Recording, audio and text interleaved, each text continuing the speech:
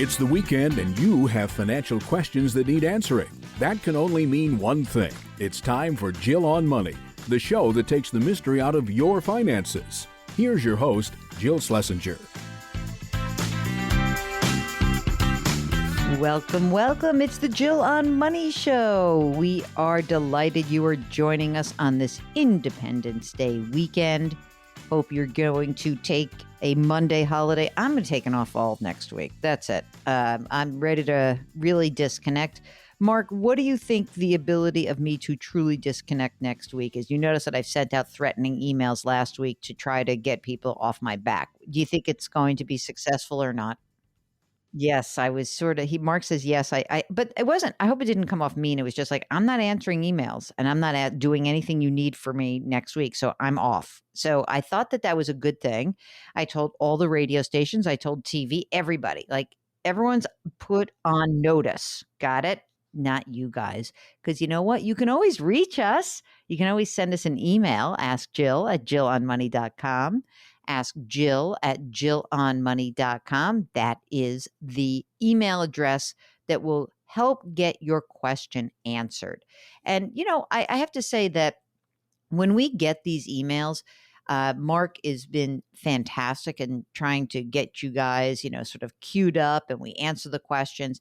If you want to jump ahead of others who have sent emails prior to you, the thing you can say is, hey, I want to be on the program. And if you want to be on the program with us, Mark will do the rest. It's so easy. So just let us know. Ask Jill at jillonmoney.com, whatever your question is. And if you want to come on the air, Mark does all the work. We have technology and it's fantastic. Now, Tina didn't actually do that, but this is an interesting question nonetheless. So let's get to your questions.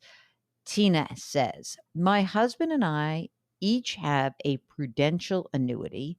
It's called the Premier Retirement X Series.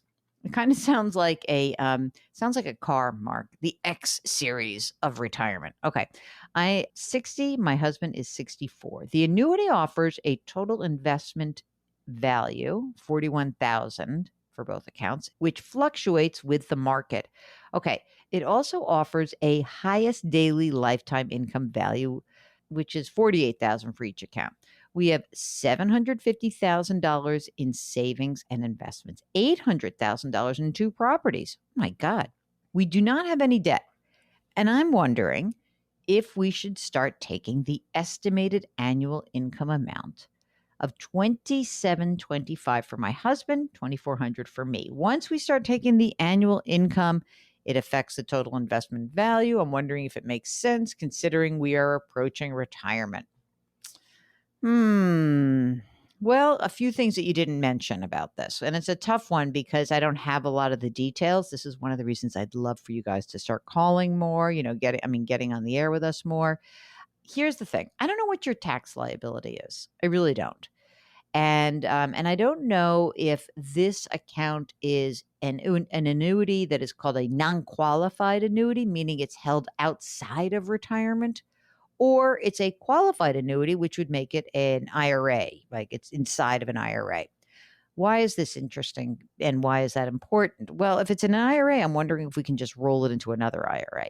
If it's not, then the money that comes out is going to be taxable income. And I would like to understand what your taxable income is. So if you're 60 and you're 64, is it worth it for you to start taking this money out now before you start claiming Social Security? Is this a bridge or a little help to get to Social Security? It's not that much money either way. I'm just sort of talking conceptually that, you know, should you get the money out? I wouldn't worry too much about like what the highest daily lifetime income and whatever it is. Like, it doesn't really matter because these things suck so badly that, you know, you're going to be whacked with fees on the way in. Maybe you've already paid them. I don't know. My inclination is, you know, probably just to get the money out one way or another and get rid of this silly annuity because it's not something that is probably going to serve you in your larger retirement goals. You know what? If you have an annuity question like this, you know, I think that having more information is really important. Mark, you know, this is an idea. Maybe for people who have annuity questions, maybe those are the kinds of people who should start talking to the folks over at Facet Wealth.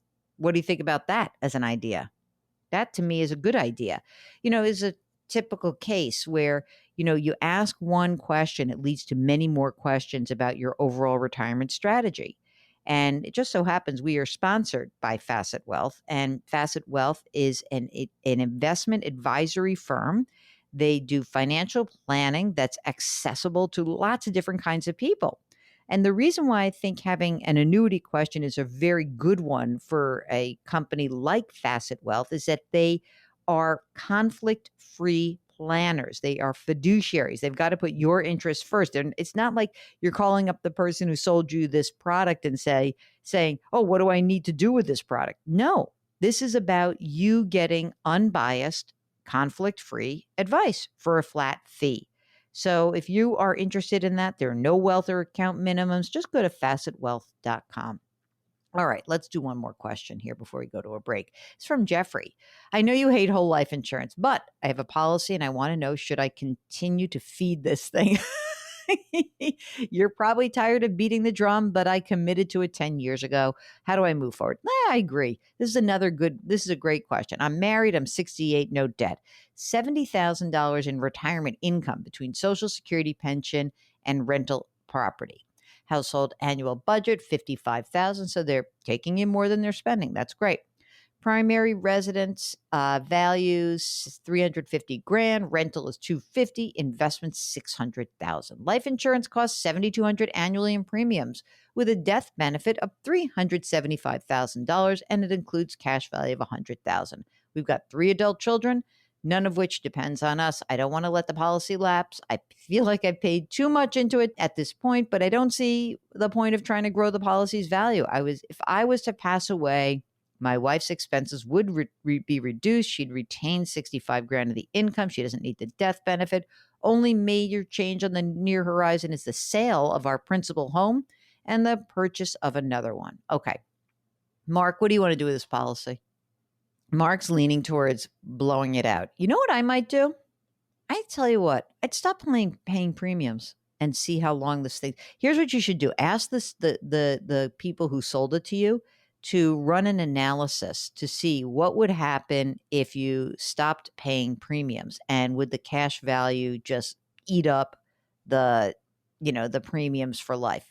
Otherwise, I would blow it out also. I would, because you could reformat this policy, probably reduce the death benefit and let it be, maybe say you could do 2 things. One is blow it out, and some of that cash value is going to be taxable to you. The other thing you could do is you could say, you know what? I've paid into it. I made a commitment. See what the death benefit would be reduced to for a paid up policy. What will that $100,000 give you as okay, this is going to last forever? Those are your 2 choices. You don't really need insurance. I understand, though, that it can be very difficult when you have that choice. Again, I think insurance and annuity questions are very good questions to ask an unbiased fee-based advisor. I really do, or a fee-only advisor. I just think that those are tough questions, and it's very difficult to go back to the source of the problem, meaning the salesperson. Okay, you're listening to Jill on Money. If you have a financial question, you're on our website. If you're on jillonmoney.com, all you need to do is hit the contact button. jillonmoney.com. Hit the contact button. We'll get your message. Don't forget to tell us if you want to come on the air. We'll be right back.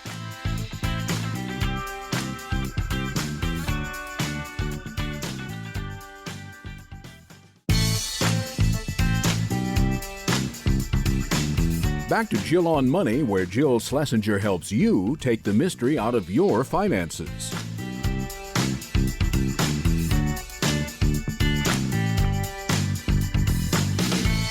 You're back. It's Jill on Money. This is the program that takes the mystery out of your financial life. Send us your questions. Ask Jill at jillonmoney.com. Don't forget to tell us if you'd like to come on the air with us live. That's what Dan did. He is on the line from Pennsylvania. Hi, Dan. Well, thanks so much for having me on, Jill. I'm a big fan of the show. Love your book, and thanks for all you do. I have a question about life insurance. Kind of 2 things prompted me. One was your Policy Genius reads at the beginning of the shows.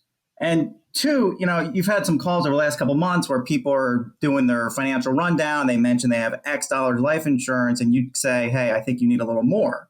So my question is, how do you determine how much a person should get? I'm curious how much you think for both my wife and I. I've done some internet research that kind of has that 10 times income, Yes. other factors, but wanted your expert opinion on the matter. Okay, so tell us a little bit about you and your wife. How old are you, Dan? We're both 37. Okay. Kids? 2 kids, 3 and 6. And do you own your own home?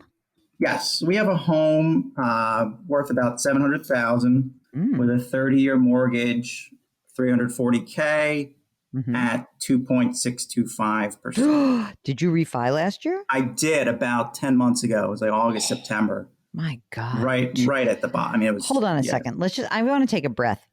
It's a 30-year mortgage, 2.625%. I know. It's crazy, right? Never make an extra payment. Never. I won't. Never. That might be the best trade you ever made for your life. That's unbelievable. How much do you guys make? I make about $160K salary and my wife, 85. Okay. And do you both have retirement plans? Yeah, we have combined about $700K in some rollover IRAs and our current 401Ks, and then $100K in a Roth IRA. Great. How much are you contributing to the retirement accounts now? I think both of us are around 10% of our salary. All right. How about non-retirement money? Anything that's socked away? About $100K in some brokerage, non-retirement stocks, mutual funds, 529 plans, about $100K. You said 100 in the brokerage and then another 100 in the 529s? Correct.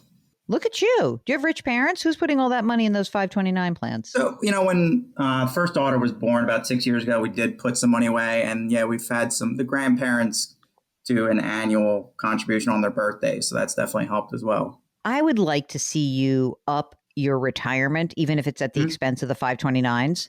I know. I knew you were going to say that. I'm sorry. No, it's fine. The reason being, of course, that especially if you've got grandparents who are helping out, I really think that you need to be at $19,500 for you. Is that money that's in the brokerage account from just excess savings? Like, where did that money come from? Yeah, that's kind of from me in my mid early 20s, having, excess income to put away, investing it in Vanguard and some individual stocks. So you're not contributing to that brokerage account right now. In other words, free cash flow is going to the 529s. Is that fair to say? Correct. Yeah, that brokerage account's kind of just buy and hold at this point. Okay, got it. Okay, that's fine. All right, let's see. What else do we have? We got the house, we got the money. And do you have is your emergency reserve fund part of that brokerage, or do you have a separate cash account for that? Cash, I have about 9 months on hand. Okay, good. Do you guys feel, both of you, secure in your jobs at this point? Yes. When I think about running insurance calculators, I look at all of these aspects of your financial life. And we want to try to figure out what would the immediate cash needs be, right? And the immediate cash needs would be like, if you, God forbid, were to drop dead tomorrow, obviously your wife is not going to be able to support all the bills that are necessary on 85 grand a year. Plus, I mean, it is also potentially possible that if something bad were to happen to you sooner, like not 15 years from now, but in the next 5 years, that your wife may be in the situation where she's like, my husband just died and I'm not leaving my kids with a nanny, So it may be that she'll have zero income. And I think that that's something to really pay attention to, because if that's the case, then the insurance need would go up, right? And it really would only happen, and this is like the funky thing about insurance, it would only happen, while the kids are really little. It may not happen, later down the road. So right now, you've got these immediate needs. And then the other question is that, if you satisfy the immediate needs, what would the longer term needs be? Would you want to have a bunch of money put aside so that your wife didn't have to work for, 10 or 15 years? Would you want to actually leave enough so that she could retire, with her next husband, who she won't love as much as you, but that, she hits her retirement goals and you set that up upon death of your, the first spouse death. So those are like these weird questions that are always under the surface of the general, like instead of saying 10 times income, these are more nuanced questions to ask yourself about life insurance, right? And so I think, as I hear you say it, I have a number in mind for insurance. So tell me, what did the calculator tell you that you needed in life insurance for each of you? I mean, it was basically just a 10 times calculator. And then I've read some other stuff in between 6 and 10. So I guess for her, it was about 850, and for me, 1750 or what. And I don't know, I forget if it was rounded to the nearest 250. Right, right.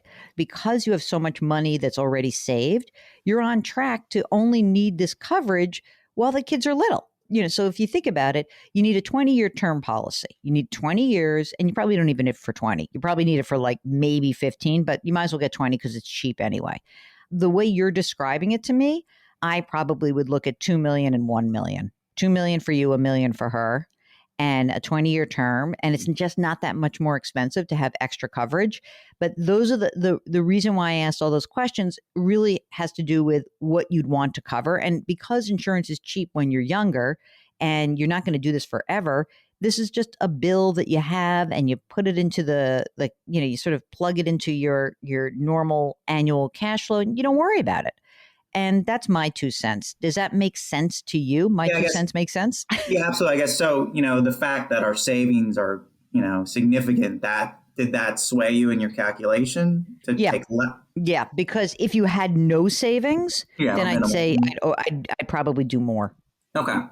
And you probably don't even need as much as I'm saying. It's just that in the short to intermediate term, meaning until these kids are like 10 or 12, you've got a gap. So essentially, I'd love it if you could, but it makes no economic sense to do this. But what would be great is to be like, oh, I have a 10-year term policy, because it's so much cheaper it's so cheap to get insurance at your age. You're better off getting a longer term just in case. If you or your wife would inherit a bunch of money, or, you would have some help, you probably could drop the coverage amounts back to more like, 1.5 million and 750. But I don't know the circumstances of the parents. And I'm always a little cautious about that because, your parents are probably young and everything's good with them. But God forbid something bad happened, then they start burning through their own money. So I just want to make sure that if that's the case, be very clear, like, oh, no, they have a ton of money. We're good. I think that's a good qualitative thing. I mean, all 4 grandparents are healthy, well off, mostly retired or fully retired. And if something happened in the, 5-10 year range, I'm pretty confident they would be there for any financial, emotional childcare support. Okay, so then let's pull it back. Then I think it is probably the 1.5, 750 kind of range. Okay, good. That helps. Yeah. Of course, when the spouse 1 dies, if spouse 2 is committed to marrying someone wealthy, then it could be even less. But you'd have to really be committed to that goal. It's not something you can plan for, right? Some people do, I guess. I guess. More power to them, right? You guys have your estate documents done? Yes. You know what? Just out of curiosity, do you have life insurance through work? Yeah, my wife has about only $250 at this point. We were trying to get her a policy, but it was when she was pregnant, so they recommended we waited. And I have currently a $500K policy. And that's what I would do. I would replace it and get the coverage you need. And I think 1.5 and 750 sounds like the right amount. Some of this is, you can really go nuts with the calculators, but you do have a lot of money, and you're going to be okay, and, you hope you never need it, which is, always the way we talk about life insurance, but it's good to have the coverage and kind of get this thing set in stone, right? Yeah, absolutely. If you would like to join us on the program, all you need to do is send us your questions. Ask Jill at jillonmoney.com and just say, I want to come on the air. Mark will do the rest. We'll be right back.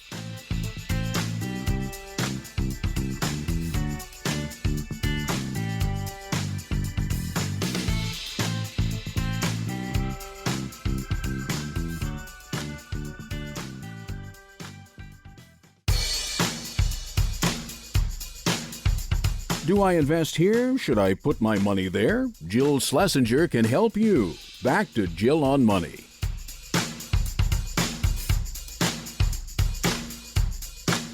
You're back. It's Jill on Money, and we are answering your financial questions, and they really can be about anything. We talk a lot about investments. We talk a lot about insurance and annuities and those kinds of products. But, we also like the big picture questions. I love the career questions so much when you're weighing 2 different job offers. So interesting. And also very much encourage you guys to be asking us tax questions. I think taxes are going to be in flux right now for the rest of the year. We don't really know what's going to happen. Maybe you're entitled to that child tax credit, which is kind of wild. Mark, what do you think about the way the government was handling that? My God, it just feels like that's a little confusing the way they were like, well, you can claim it. You're going to get half now and then it's going to be half later. I don't know. I think there's a lot of confusion around that one, don't you? Very confusing. Well, you can go check out my segment from CBS This Morning. It's on our website, jillonmoney.com. Check it out. And when you're sending us your questions, don't forget to let us know if you want to come on the air live with us. And that is exactly what Tony did. Tony is on the line from Nashville. Tony, welcome to the program. How are you? I'm good. Thank you. Tell me what's going on. How can we help you? Like everybody else, I got the question of, am I on track? Will I be ready to retire when I want to? Okay. That's always, I mean, it is a popular question, but, you know, it is also worthwhile noting that these kinds of questions often unearth other issues. So tell me about yourself, how old you are you married? What's going on? I am 48. I am married. I've been with the same job for 27 years, doing pretty well. But I'm looking, I guess 7 years was my goal. But as soon as... Whoa, what? 7 years? Yeah, to 7 retire years. at Why? 55. What do you mean? You're so young. I am, but I mean, I'm 55 and I can't think about retiring. I mean, partially because Mark won't let me, but do you like your job? I love my job. I've traveled for the last 22 years, and it's wearing on me. So, getting off the road and getting to a little bit slower pace, being in sales and sales focused is a very intense and stressful job. But I do enjoy what I do. Well, Tony, do you think that your travel will be reduced after COVID? I mean, obviously, you probably have had different kinds of travel over the past year. So do you think there's a chance that your travel might change permanently? No, I'm in retail, and I actually took the opposite approach. I have about 15,000 employees, and I was not going to let a single one of them go. And in order to do that, I had to be a little bit more aggressive and put myself out there to make sure that we kept our business going, and that if I'm not on the front lines, how can I ask my team to be? And so I actually think the travel needs to be more right now than less. Wow. All right. How much do you make? Between my wife and I, a solid income of 300. She has bonus opportunities. I have bonus opportunities.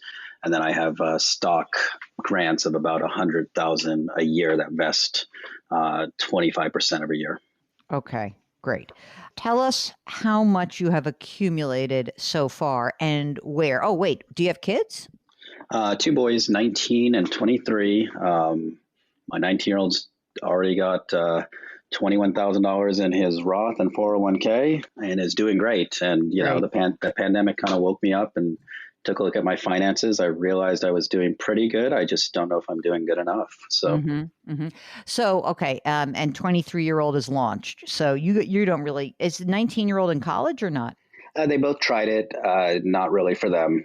He's doing great in his job and enjoys it. And they watched me work my way up and just hard work and dedication, and loved what I've done my entire life. And I think they're going to try that path. So cool. That's great. That's fantastic. Okay, so tell us about the money you've squirreled away so far, you and your wife. So we have 700 in 401k. My wife did just switch jobs, and so we rolled over 120 to an IRA, a robo investing company, about 50,000 in brokerage, 10,000 in HSA. I have 260 in stock that has not vested yet. 380 in a deferred income account, which pays out 70. The way I set it up, it pays out 75% of that will pay out in a lump sum at my retirement date. If I left tomorrow, it would pay out tomorrow. And then the other 25% over 15 years. And then I am dedicated to paying my house off in the next 2 years. And it's worth about 620 and I owe 200 on it. So. What's the price of that mortgage? What's the interest rate on that? It's low. It's honestly, it's a mental thing. I don't like it because it's 3 point. I think it's 3.3 or something. You just don't like it. I don't like it, Jill. Darn it. I want to be able to say I got no debt.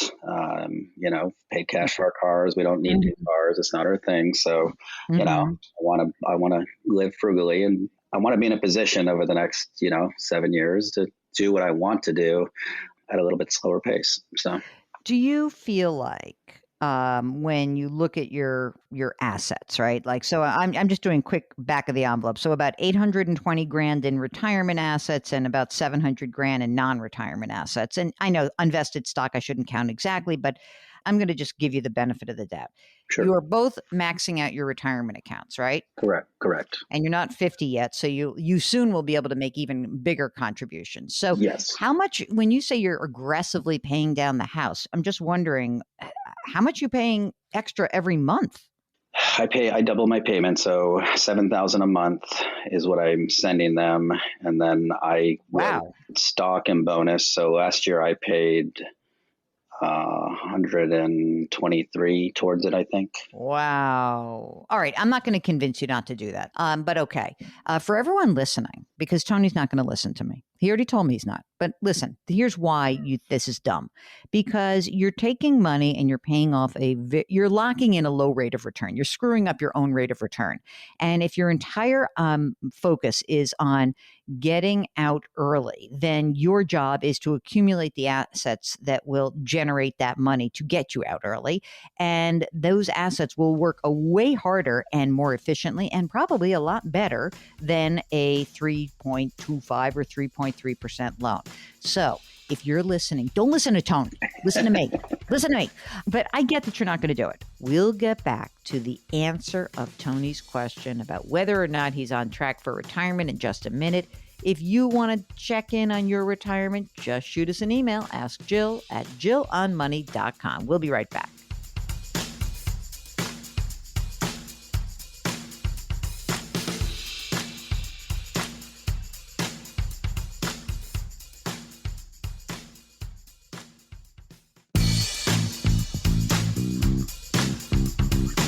Welcome back to Jill on Money, where Jill Schlesinger takes the mystery out of your finances.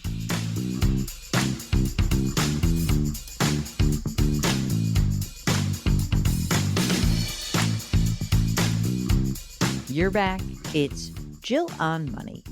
And let's see, I forget to tell you these things over and over. I really want to get your questions, but don't forget, we've got a free weekly newsletter. Comes out on Fridays. Mark does all the work for that. Now, Mark, is it becoming a pain in the neck, however many years later from the newsletter? You can be honest with me. Time consuming. Yeah, there's so much time. I've been eating into Mark's time so much with his family. I had to send him like a summer bonus because I feel so guilty. Well, no, last year I just sent you like half a case of booze. And that was something that I thought was like medicinal purposes. So I had to contribute to that. Yeah, because I just thought it was a nice thing to do. You're doing a lot of stuff. That's the kind of coworker I am, man. That's the kind of, I'm not really, see, Mark doesn't really work for me. He is a contractor to me. So I contract his fine services as an executive producer. So, and I also want to remind you that we are presented by LifeLock. LifeLock, let us help protect your identity. Okay, so now let's get back to our question from Tony in Nashville. We really are trying to figure out whether or not he is on track for retirement. This is one of the most common questions we get. So here is the rest of our conversation with Tony.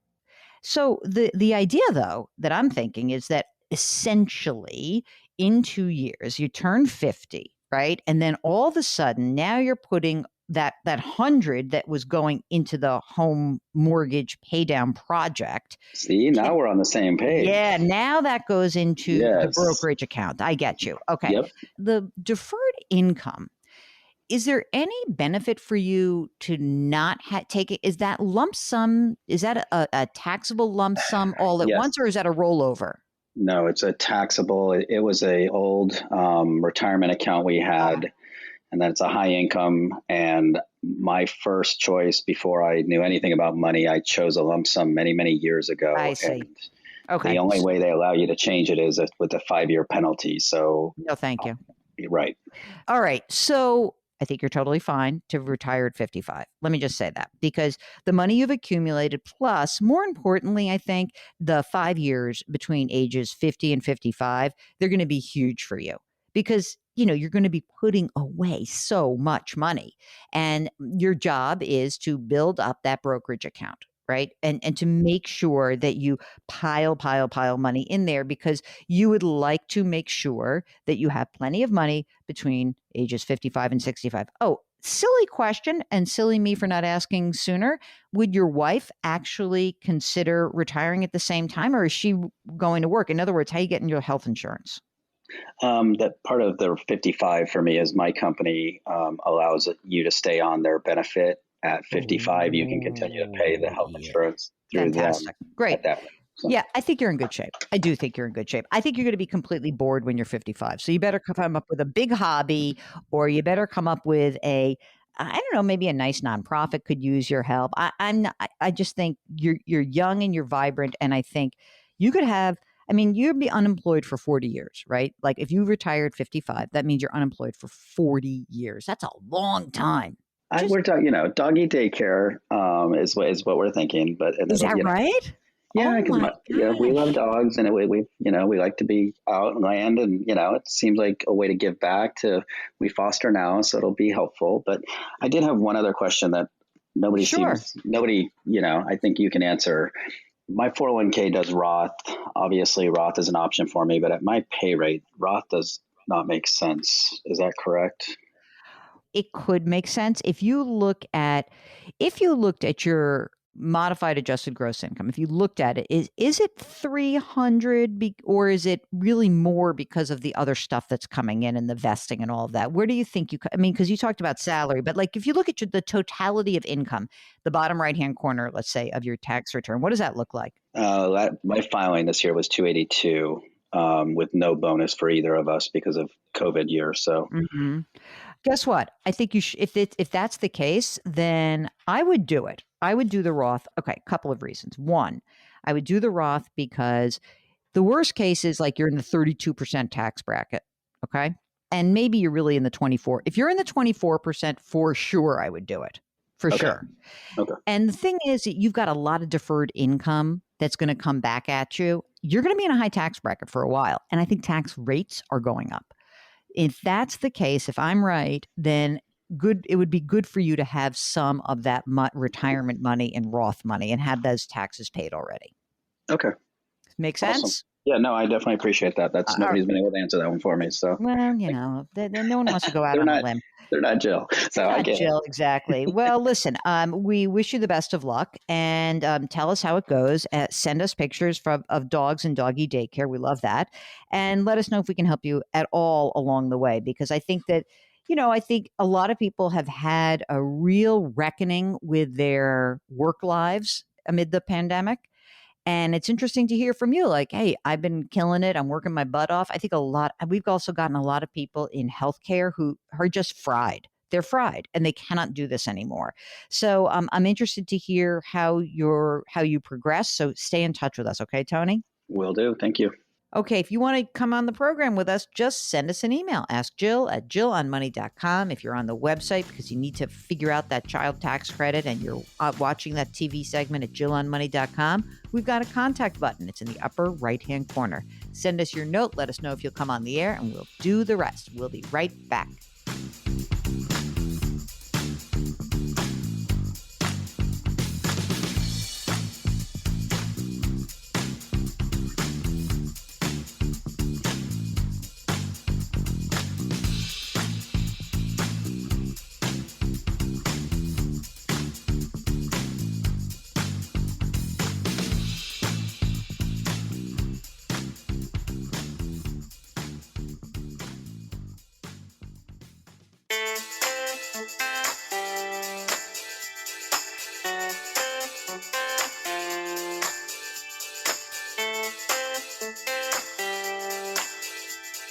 You're back. It's Jill on Money, and this is the program that is trying to help you get through the decisions you need to make in your financial life. So think of us as like a coach, like someone who's like there for you, right? You know what's funny, Mark? I was listening to, I was taking one of my classes, my Peloton classes, and a dentist said something that made me think about this. How when you're an athlete, you've got responsibilities, but kind of like to yourself that, you've got to eat well, you have to sleep well, you have to do that. And I thought, you know what? You also, as an investor, as someone managing your own financial life, you've got responsibilities to yourself, to your family.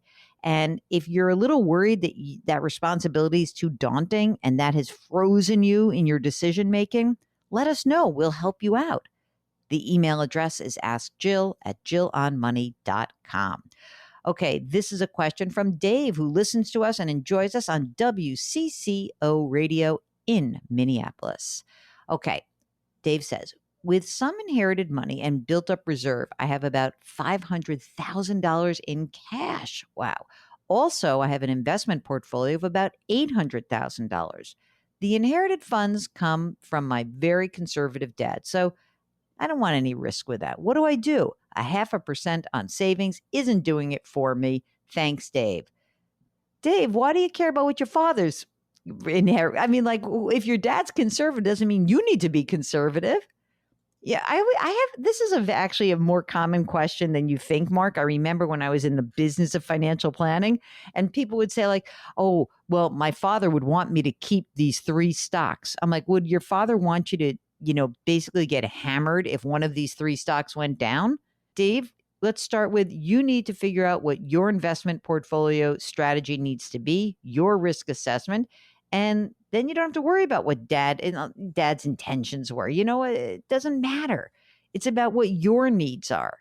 And, unless he has left that money in trust with specific instructions, you can kind of do what's right for you and your family. Okay. All right. If you got a follow-up question, I'd be interested in hearing it. It's Jill on Money. Hey, when we return, we're going to have some economic boot camp. That's right. Great guest, Diane Swonk from Grant Thornton. She's an economist who actually knows how to speak English. Wow, how about that? Okay, we'll be right back.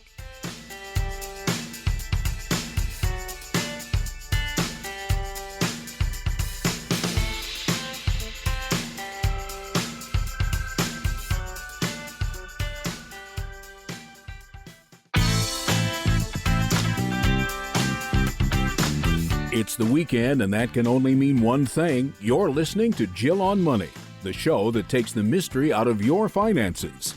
Here's your host, Jill Schlesinger.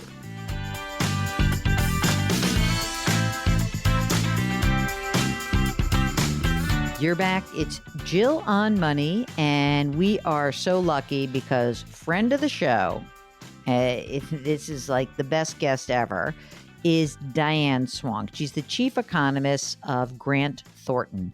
Why is this so great? Because it's halfway through the year, and now is the time that you should be wondering, well, like, what have we got to think about? Where does the economy stand? And who better than Diane Swonk to help us decipher what's going on? So we're going to go through different aspects of the economy. I promise you're going to be so much smarter for having listened to this. And that, to me, is part of the mission here at Jill on Money, that we want to help you get smarter about the things in your own life, but also the broader issues that are surrounding us. Okay. So here we start with Diane Swonk about what's going on with the economy overall.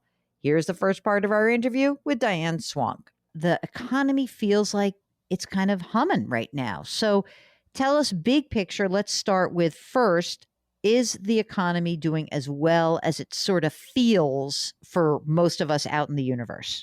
It's truly spectacular. I mean, we're going to see growth, north of 7% in 2021. That's the strongest growth rate since 1984. And if you get a couple tenths more, could be the strongest within striking distance of 70 years. Stunning. After the worst year since the Great Depression, caveat. But, this is amazing. We got, we have our ability to maybe crawl ourselves out of this, and we need to.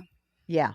And when we talk about the economy humming like this, there has never been this period where the entire economy was shut down. I don't even know. Are there records from the great influenza from 1918? A lot of people try to compare it, the roaring 20s to this, and that's really not a good comparison. There's a lot of other things going on. So we don't have a good benchmark. I mean, the closest thing is like coming home from war.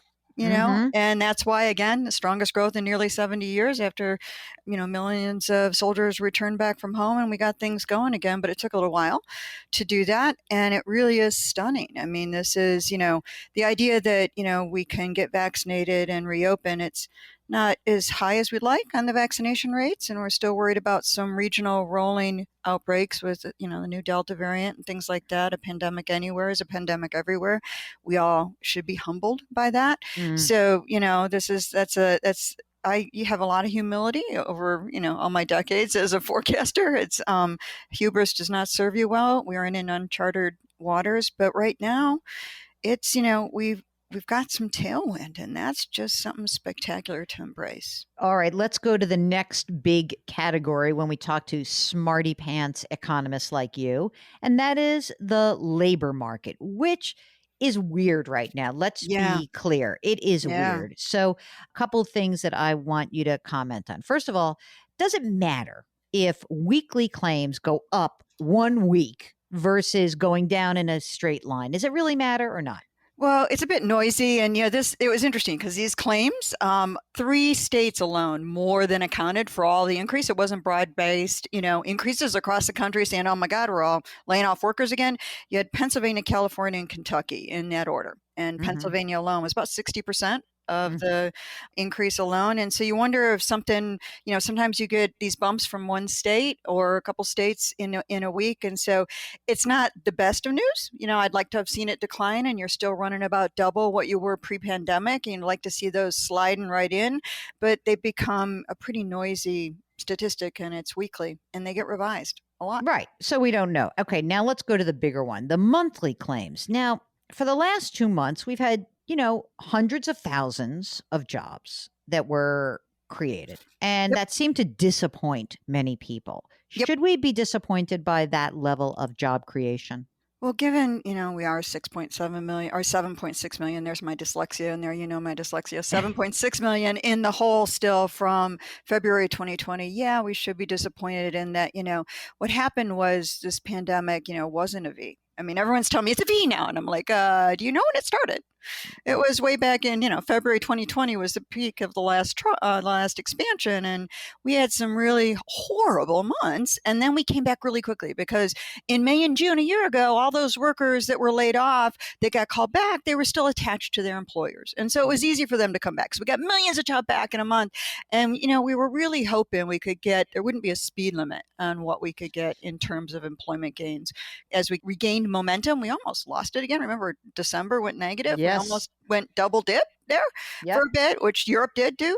And so, the good news is we're gaining.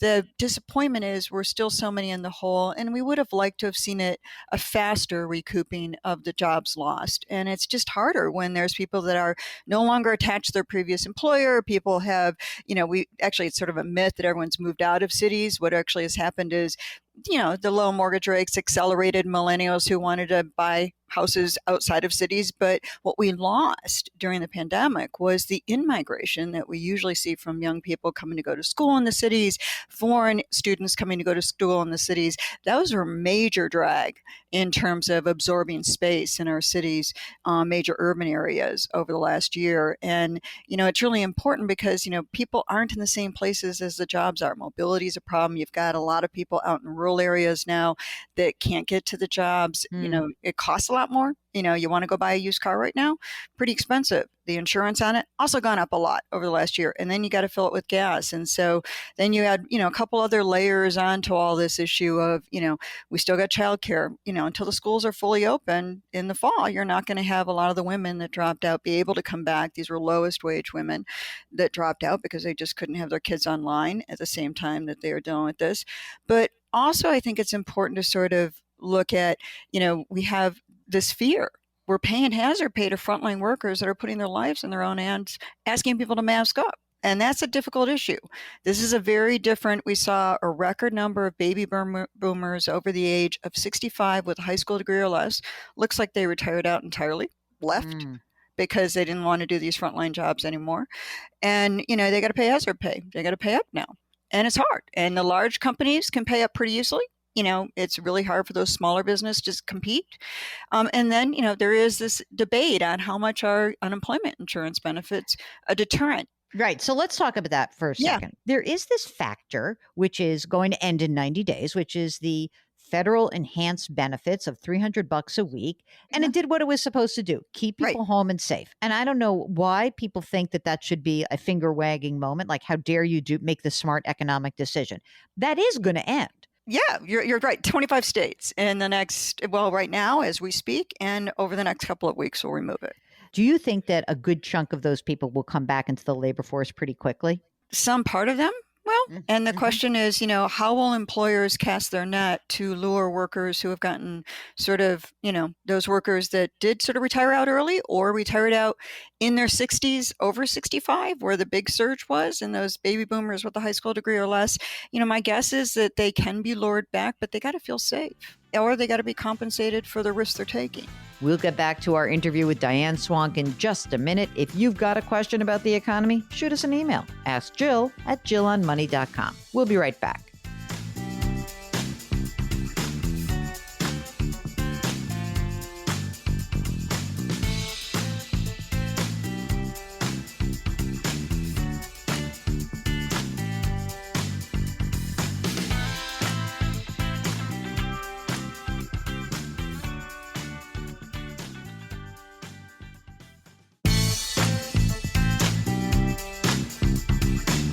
Back to Jill on Money, where Jill Schlesinger helps you take the mystery out of your finances.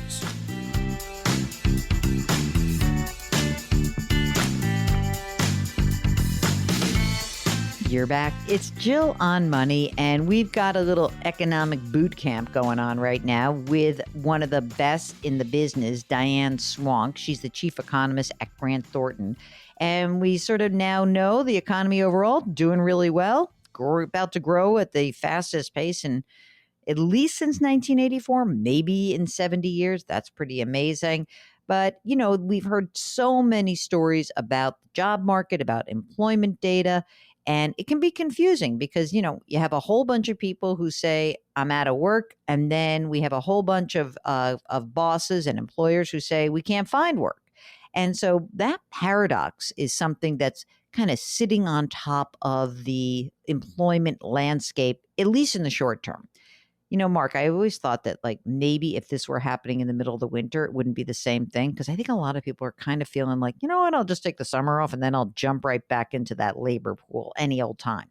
But, we do have more than 24 states who have curtailed the participation in the federal extended benefits. And maybe that's going to change some things. We got an experiment going on in real time here. So let's talk about this labor shortage. Here is the second part of our interview with Diane Swonk. When we hear this term labor shortage, is it real or not? How am I supposed to take that term in? If you go and Google search, by the way, it's a massively searched upon term. So what do you think? Well, labor shortage, if you actually look at things like leisure and hospitality, and we say we've got record job openings right now. Well, yes, we do. But leisure and hospitality, they got about 1.6 million or so, 1.5 million job openings right now. Yet we lost 2.6 million jobs. Clearly, we're missing something. Yeah. In professional services, and I've had to deal with this since my own firm, we are listing about 1.5 million as well. Job listings, and we only lost 700,000 jobs since February. And accountants not only have seen their jobs come back and recoup what they lost to the crisis, but accountants are soaring. The trend has just broken all previous trends, and they're hiring accountants up like crazy.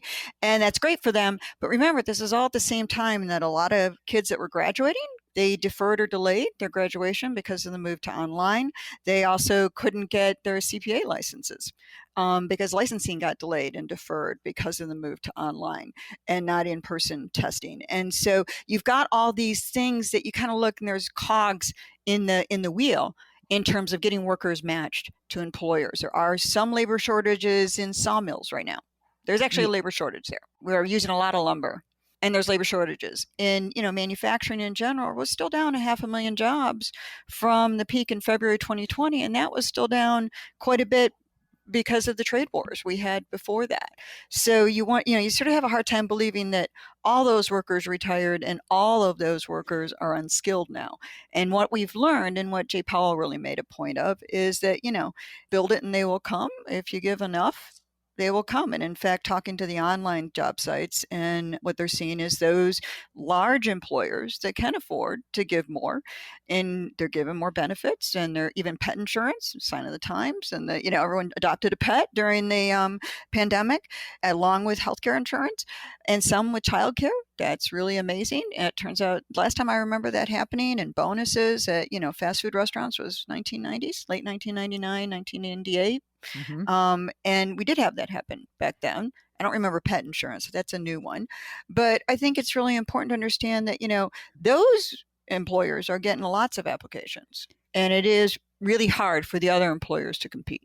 Do you think it is brutalist of me to say the following? I'm sorry, small restaurant owner, but your crappy job at $9 an hour, no one wants. And maybe that job and maybe your business cannot exist in this current environment. Is that brutalist?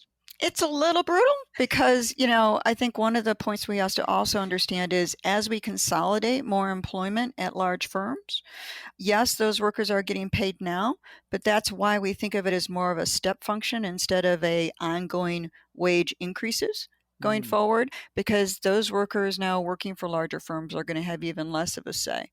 So like today, so interesting. So today, Schlesinger, you may be right, but if with all this consolidation, if there's only, let's say, 10 big employers, and we don't seem to be moving towards a unionization in many in these industries, then we could be falling back a few years from now. So it's may not be interesting. Very interesting. And you lose dynamism as well. I mean, you also snuff out a lot of newer companies and their ability to build up as well. And we know some of the big guys play pretty hard.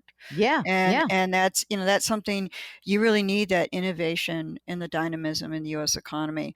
And, I think that's something that is really important. And that's, I worry about that going forward. So you're basically going to wave your magic wand. Employment will be fixed by when? At the current pace, we're about, we think there's a bit of a speed limit right now, which Jay Powell talked about as well, in terms of employment coming back. And we'll probably get 1 million a month, before the end of the year. That's good. But it looks like it'll be a little lower than that. And that means we're talking about well into 2022 until we recoup what we lost. And, with the retirements out there, we'll be looking at a full employment scenario where you start seeing the unemployment rate between Black workers and people of color and white workers narrowing, the things you want to see in a more healthy, inclusive recovery. We didn't see until after 10 years of the last expansion, but we could see that as soon as the latter part of 2022. Okay, so let's talk about inflation, which is rising prices. So, all right, so I go on network TV and I give them the Diane Swonk mantra. Number one, we are comparing where we were to a year ago. And a year ago, we were frozen solid. We did not have an economy, right? Right. Number two, supply chain issues, which are weird. And three, there is surging demand. Do you expect inflation to be higher for longer than maybe Jay Powell thinks? So right now, if let's say we look at 2 years ago, we're up 2.5% from 2 years ago. 2.5% is way hotter than it's been in the previous decade. So what should we expect in terms of inflation going forward? This is the great unknown, right? And I really think the Fed did a poor job of preparing the markets and the overall economy for what a flare in inflation was going to look like. It was not hard. Several months ago, I had in a piece, hey, we can get by May 5% inflation year over year on CPI. There we are. Wasn't hard to do given the fact that some prices fell a year ago, and that prices were flaring, and that these bottlenecks, we've got a global pandemic, and you've still got a pandemic anywhere is a pandemic everywhere. You've still got a pandemic going on in parts of the world, even in China, which is still mucking up the supply chain. There is a good argument to believe that we will see much of this inflation. It was going to shift as we shift away from, the fact that consumers say, hey, we've had it. They got, $2 trillion amassed in savings along with all the stimulus we've got out there.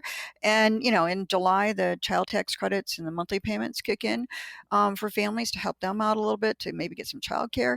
But, these are important things because, you've got all this amassed, yet consumers said, I don't like what you're asking for cars right now. It's a little too expensive. I don't like what houses cost. I don't care how low mortgage rates are. And their attitudes soured. High prices are the ultimate corrector of high prices, right? It's the bridge between supply and demand. And it either brings supply up, which it's doing, or brings demand down, which is also doing both of those things. Then you're going to rotate into, airfares, everything, returning hotel room rates and surge pricing. I think we'll see inflation calm down as we get into 2022, but is it going to calm down enough for the Fed not to get a little bit antsy on their patience and worry more about inflation? And that's, I really think, one of the biggest policy mistakes. There's a lot of room for error here. And one of the errors that I think is likely is that the Fed, many on the Fed feel they're getting behind the curve on inflation. You saw that they're worried about it. They're not tone deaf. They see the prices and they're surprised. And they could get a little more aggressive on rate hikes because we're compressing everything. We'll get back to our interview with Diane Swonk in just a minute. Are you thinking about getting back into the labor pool? Are you thinking about getting a new job? About a quarter of people who are working say they are going to be looking for a new job. That's amazing. Send us a question. Ask Jill at jillonmoney.com. Your comments, your questions, whatever you need to know. Use that email address, or if you're on our website, jillonmoney.com, all you need to do is click the contact button. We'll be right back.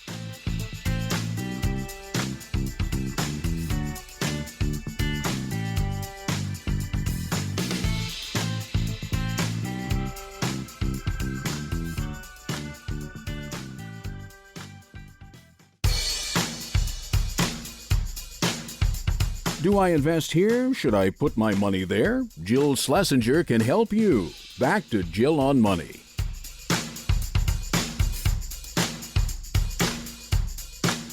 You're back. It's Jill on Money, and we are talking about the economy with our guest, Diane Swonk.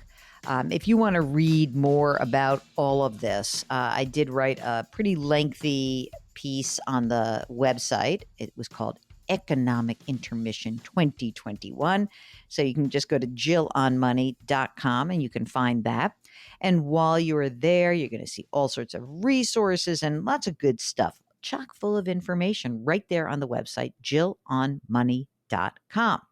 One of the things that we're often asked about is, how do I talk to my financial advisor, or how do I fire my financial advisor, or what questions should I ask my financial advisor? We do have the questions you should be asking anyone who's purporting to give you advice, at least for your finances. That person may or may not be qualified to do so. So we have a whole list of questions to ask. And, I think that mid-year is also a very good time for you to consider whether or not you want to make some sort of change in that financial advice department. And if that's the case, you may want to check out our sponsor, Facet Wealth. Facet Wealth provides financial planning to lots of different kinds of people.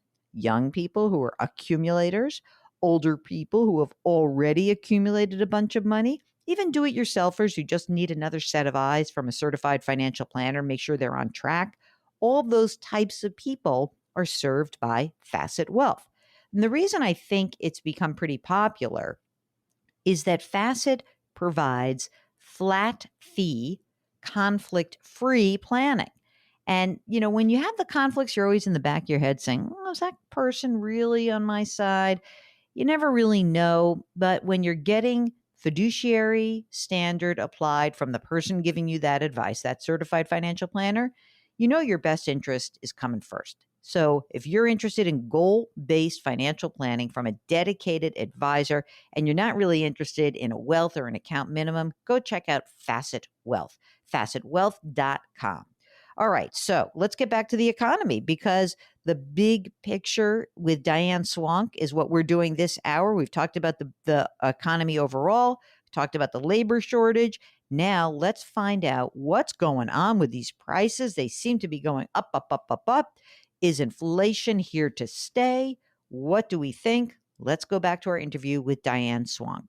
So let's say, if you say prices should calm down by 2022. What do you think that means? Like, okay, so let's use our baseline. Let's say 2.5% would be a little bit hot, and they'd have to look at it. But what do you think that, like, we get into 2022, what do you think we're looking at in terms of price increases? What percentage do you think will be up by year over year? By the end of 2022, I think the, core PCE, which is what the Fed watches, I think that's going to be a little warmer than 2. And that's what they say they want. That's excluding food and energy, but the shelter costs are going up. They say they want that. The question is, will they actually live with it once they get there? And more than 2 is what? 2.5, 3? 2.25, yeah. 2.25. 2.25. Is your view that Powell is really going to try to hold the line on this? I think it's very difficult for him to hold the line on overshooting on inflation when you're the head of a central bank that's a central bank to the world. And and they won't know for sure. But it's easy to make a mistake, and it's easy to then bring rates up. The question is how rapidly. And, they want to go slow, and they're thinking about the last decade, but there's nothing that tells us this won't be anything like the last decade. Right. I mean, some of the things that are in place, as he said, are still in place. But we also had, the good news is what could help all this? We all learned to use all this electronics that we didn't know how to use, that we had sitting on our desks, and we didn't know how to use them to their fullest, certainly, or in our palms of our hands. And we learned to use and adopt existing technologies in ways we never thought possible. And you're eliminating some jobs permanently due to that. You already see it. You go and you can make your whole order without ever, and pay for it without ever talking to a person. Even in a restaurant sitting down, I just did that sitting outside with my son somewhere. So those things are important that could offset some of these inflationary pressures that we see. But I think it's going to be hard. And I think that there's a risk that we get in. I don't want to get in a boom bust cycle. I like the boom, and we want a long expansion. And this is going to be hard. And I was running the numbers yesterday, Lifter, like if some of the most aggressive people on the Fed were to be king for a day from those dot plots that we see, you can get this economy on thin ice and feeling pretty chilly by the end of 2023, early 2024. And you could slip through again in 2024. And that's something that, I worry about. Now, it would take really aggressive moves, but, that it's a possibility is worrisome because, boy, we know recessions disproportionately affect certain people. Inflation, you don't want to tolerate it to a point that it erodes purchasing power, and we have a repeat of the 70s. But, I grew up in the 70s. Remember, 80% of wages in the 70s were, set by cost of living adjustments that were tied to the CPI. It was baked into the cake. Any increase you saw in gas prices, you're going to get in wages. But it created a vicious cycle. And it is interesting that a lot of money managers, and there's a lot of investors who have grown up in a period where they've never experienced inflation, which is so fascinating, right? None. I mean, we're at the, yes, it is fascinating. And, there's no muscle memory for this. No, none. Okay. Diane Swonk, housing market, completely insane. Shortage of houses. Will this get worked out over time, or are we going into another weird housing boom? This is a really great question. So first of all, consumers have already said, we don't like these high prices. We, and home sales have come off their highs. Builders are frustrated because they can't get materials, they can't get workers, and they can't build the homes. And even as lumber prices and material prices come down, they're still way higher than they were pre-pandemic. And so they can't build the number of homes they want to build. And, it's really hard because it's crowding out first-time buyers. The other thing that's happening is investors have returned to the market, institutional investors, to buy homes, to new homes, to flip them to rent instead of sell. And they're making, Houston's huge in this market, and they're making really good money on that, on the rentals. And that is, also further distorting the market and keeping first-time buyers out of the market of owning a home and moving up that ladder of wealth creation. And millennials were already late to the game. They were delayed because they graduated into the Great Recession and the financial crisis, and were delayed because of that. And they finally got some catch up, and now they're frustrated. Okay, we're going to conclude our interview with Diane Swonk in just a minute. But while we do this little bit of business, maybe what you should do is shoot us your question. Ask Jill at jillonmoney.com. Don't forget to tell us if you want to come on the air with us. Mark does the rest. We'll be right back.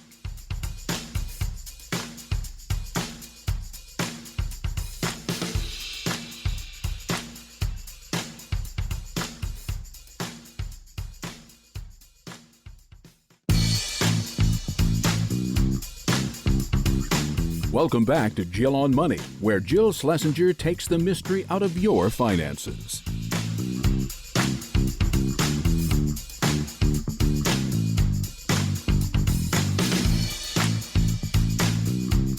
You're back. It's Jill on Money, and we are broadcasting from the Capital One Bank virtual studios. Capital One. This is Banking Reimagined. What's in your wallet?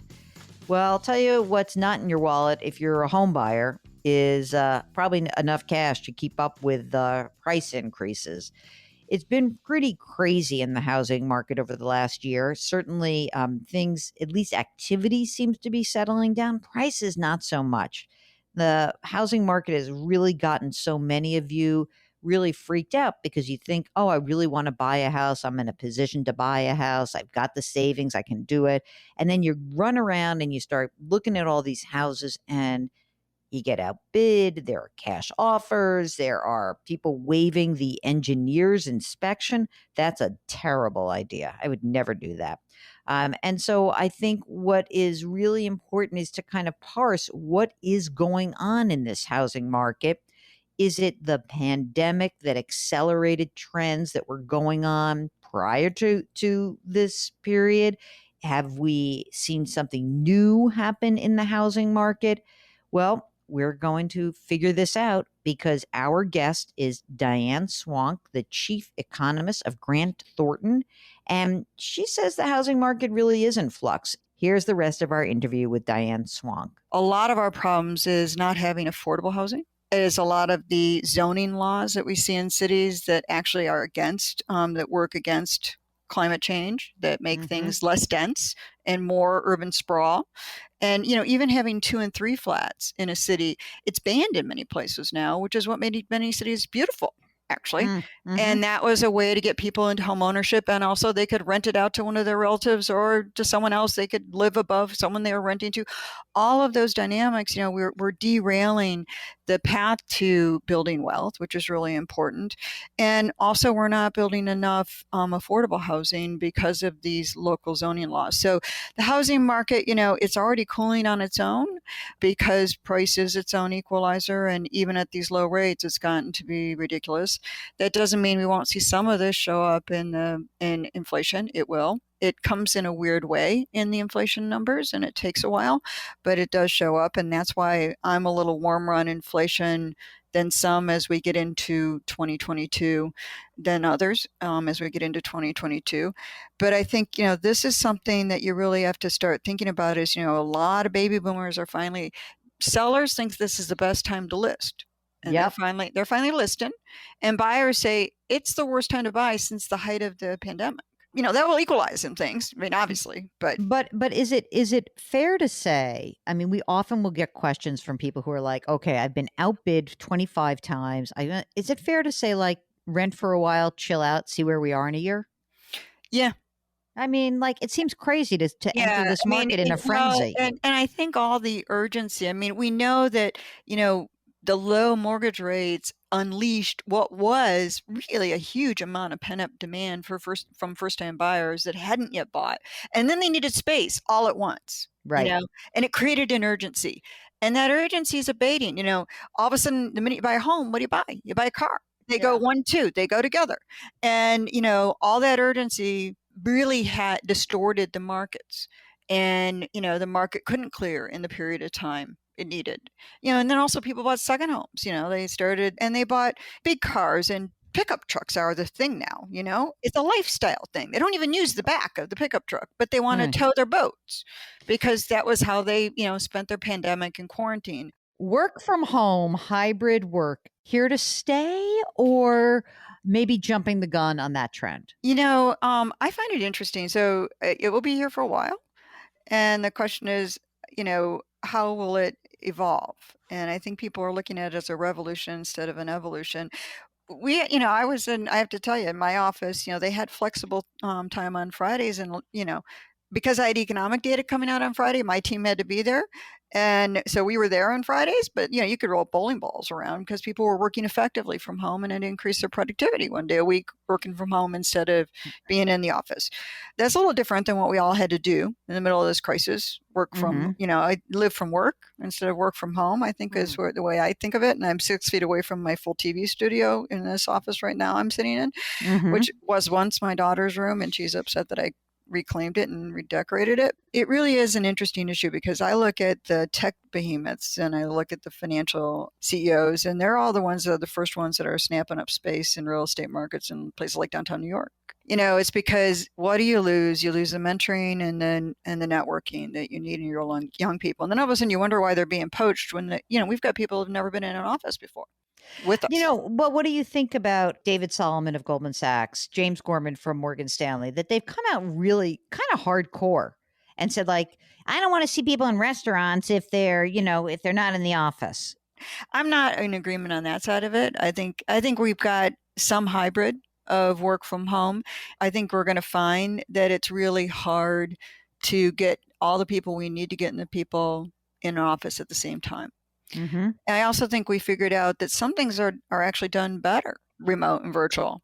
If you've got a housing market question, if you're in the real estate market, you're buying, you're selling, we don't care. Shoot us a note. Ask Jill at jillonmoney.com. Better yet, come on the program with us and we can walk you through whether or not you should be renting or buying right now. It's Jill on Money. We'll be right back.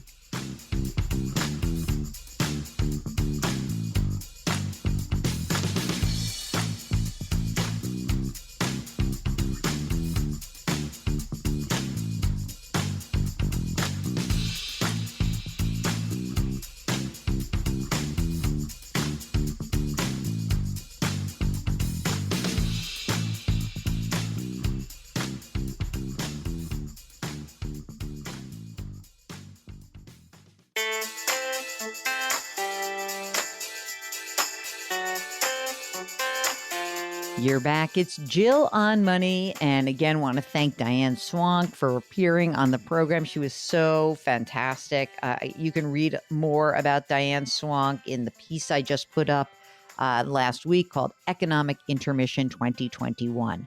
Okay, let's get to one last email from Anne, whose subject line is Handling an Inheritance. And Anne writes, I have inherited a sizable amount in the form of high-performing stocks and bonds.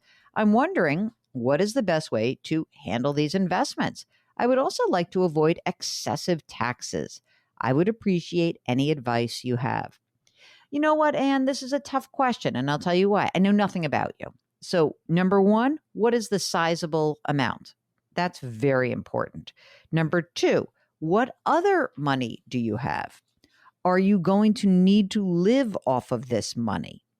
Is the money that you have inherited, is this intended to do anything else? In other words, do you think that this is just for you? Do you have kids? Are you hoping to pass it down? I'm reading between the lines and thinking to myself that there's some individual securities here. And it also sounds like when you talk about, like, I want to minimize taxes, if you've inherited money, you probably got a step up in cost basis, which means the cost basis is not what your parent or whoever you inherit the money from, it's not what they bought it for, but it's the date of death valuation, which makes the whole tax situation a lot better. So I need more information. I'd love to help you out. We can figure out a way forward. How about that? All right, that's it. That is the program. We want to thank you so much. We really do appreciate you guys listening. And if you want to check out our other broadcasts, 2 different podcasts that we have. One is called Jill on Money. The other is called Eye on Money. And both of them, you can find them on our website at jillonmoney.com. Or if you have other podcasts, you can go to Apple or Google or Stitcher or Spotify or wherever you get them. Thank you very much for listening. If you wouldn't mind, do something nice for someone else today. And try to remember that whatever it is that you think is in your way financially and economically or whatever it is, we're here to help you out. So send us an email, ask Jill at jillonmoney.com. Our music here is composed by Joel Goodman. Mark Talercio is our executive producer, and we will be delighted to talk to you next week. Happy Independence Day.